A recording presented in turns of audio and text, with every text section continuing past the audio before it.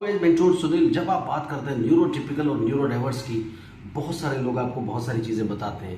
मैं आपको बताऊंगा आपकी भाषा में, जिससे कि आप अंडरस्टैंड कर सकें। यूजुअली लोग उसे टेक्निकल टर्म्स में बताने की कोशिश करते हैं, जो पेरेंट्स के लिए किसी फ़ायदे की ज़रूरत नहीं है। ये चैनल पेरेंट्स के लिए है और यहाँ से आपको मिलते हैं पेरेंट्स ट्रेनिंग प्लान्स, जिससे कि आप अपने बच्चों को घर बैठ करके ठीक करते हैं।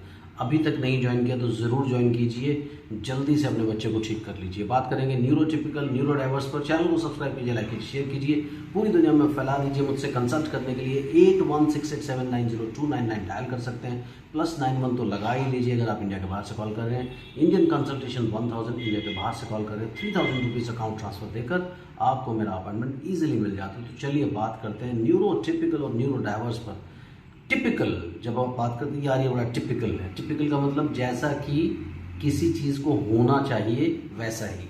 इसी तरीके से जब आप न्यूरोटिपिकल की बात करते हैं तो जैसा जैसा किसी का न्यूरोलॉजिकल डेवलपमेंट होना चाहिए वैसा वैसा इन बच्चों का डेवलपमेंट होता है। फॉर एग्जांपल, ये बच्चा 6 महीने की उम्र में अगर वो बैबलिंग शुरू करते हैं, उसके बाद 9 महीने 10 महीने में फर्स्ट वर्ड बोलते हैं, 11 मंथ्स में वो कुछ ना कुछ मीनिंगफुल वर्ड्स की तरफ जाते हैं, और 2 साल तक आते आते अगर वो फ्रेजेस को, सेंटेंसेस को बोलना शुरू करते हैं, तो ये एक नॉर्म्स के हिसाब से डेवलपमेंट हो गई।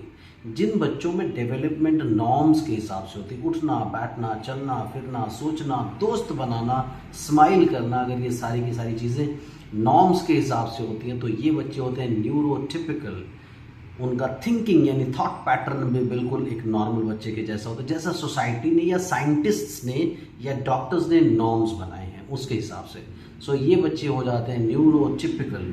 तो जब आप बात करते हैं न्यूरोडाइवर्स की, तो ये वो बच्चे होते हैं जो अपना अलग थॉट पैटर्न के साथ चलते हैं।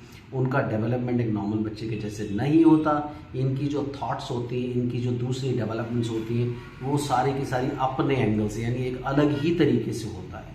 इन बच्चों को न्यूरोडाइवर्स बोलते हैं। इसमें ज़्यादातर autistic, ADHD, dyslexic, dysgraphic, Tourette syndrome वाले बच्चे, ज़्यादातर ये सारे के सारे बच्चे आते हैं जिनमें ये सारी प्रॉब्लम्स होती हैं।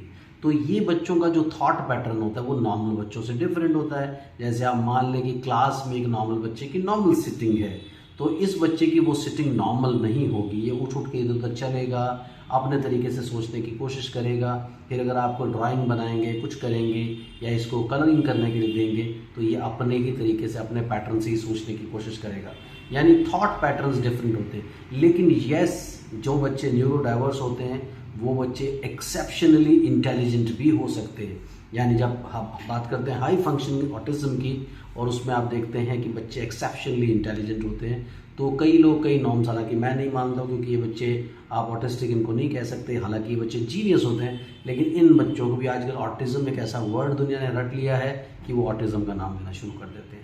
सो न्यूरोडाइवर्स बच्चे जो होते हैं वो बहुत क्रिएटिव हो सकते हैं, बहुत इंटेलिजेंट हो सकते हैं। इसलिए बहुत ज़्यादा आप कन्फ्यूजन में ना पड़े, क्योंकि काफ़ी सारी टर्म्स आपको दी गई हैं, इसलिए आप कन्फ्यूज़ हो जाते हैं। कन्फ्यूज़ मत होइए। न्यूरोटिपिकल और न्यूरोडाइवर्स दोनों बच्चे आपके लिए बहुत अच्छे होते हैं। न्यूरोडाइवर्स हालांकि कई चीज़ों में ज़्यादा इंटेलिजेंट, बहुत ज़्यादा इंटेलिजेंट होंगे या बहुत ज़्यादा प्रॉब्लमेटिक भी हो सकते हैं।